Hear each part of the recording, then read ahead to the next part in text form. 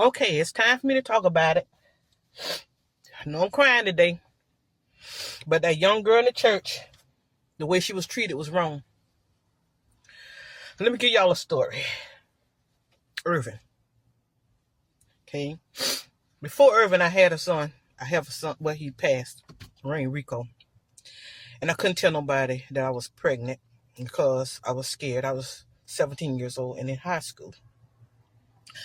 So I finally told my mama. She accepted it.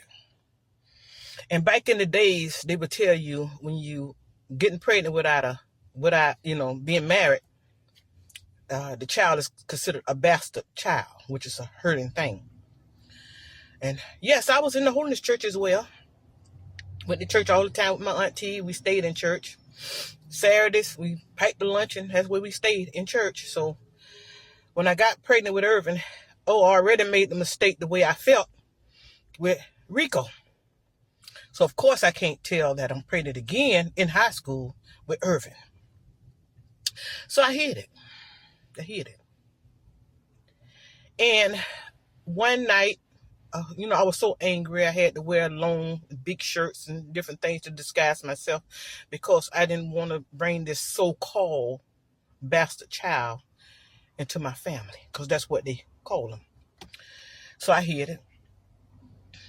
And my mama went to work one night, and I was sitting in my mama's den, I remember. And Rico went to sit on me, and my water bust, and my mama boyfriend was there, and I told him, I said, I wouldn't tell him I was pregnant. I said, could you take me to the hospital? I hadn't had no prenatal care because I couldn't tell nobody. So they took me to the hospital. He took me to the hospital. I knew I was delivering, and Irvin wasn't quite 7 months. So we got in went up to the nurse, and I told her, I said, I'm having a baby. I didn't even look pregnant because I was trying to hide it. So, and she says, no. I says, I'm having a baby. And she says, no. I says, yes, I am. I'm having a baby. And she says, well, what's going on? I said, I feel like I'm getting ready to push this baby out. So she looked and she says, you're having a baby. And she put me in a wheelchair to get me upstairs. And I had Irvin in the elevator of the hospital. Okay, I could have broke Irvin's neck because I was sitting in the chair at the time I was having a baby. Then I had him early. The reason why I had him early because I was under so much stress because I couldn't tell my mama, I couldn't tell nobody that I was pregnant. And when I tell y'all, that haunts me to the day. See my face? That haunts me to the day. So, I'm going to tell you something, pastor, you so-called pastor. That what you said and did to that girl is wrong. Because when you said she couldn't have a baby shower, and she was so evil from having a baby, I guess, that's going to haunt that girl the rest of her life. And to the girl, hold your head up, sweetheart. Get your good education.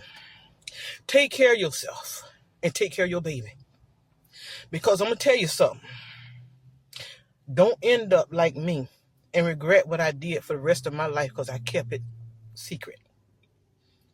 And I want all young girls to understand, when you're pregnant, talk about it. Because the same people who talking about you and putting you down, if they're not lifting you up now, they're not going to lift you up as you go. And I just want to say, shame on you, pastor. Shame on you. Let me first just say that I applaud this beautiful lady for sharing her testimony and airing out some of the skeletons that lie in the church closet, uh, especially the ones behind the pulpit right over there in the corner by the baptism pool on the left side of the choir stand. Yeah, that. Um, but also to point out that this type of narrative is the exact reason why shadow work is important. That hunting, the way that that trauma subconsciously, and for many unconsciously, shows up and hinders the fulfillment of one's purpose, or just living a life where you're able to show up from day to day and experience joy and being in a constant state of surviving instead of thriving because you're haunted by the trauma of the past. Shadow work helps to heal all of that. We don't have to be haunted by these things, but there are tools and healing modalities that as a culture we shun because of the church for many of you. And so I wanted to take this opportunity not only to commend the elder for how she so bravely shared her story, but also to share with you that if you have a similar narrative or you've experienced something that haunts you and you resonate with her message, even though it's by way of something else that happened in your life, you may want to look into the shadow work class that I am hosting on January 14th. Check out the link in my bio. All of the information is there. It's from 7 to 9.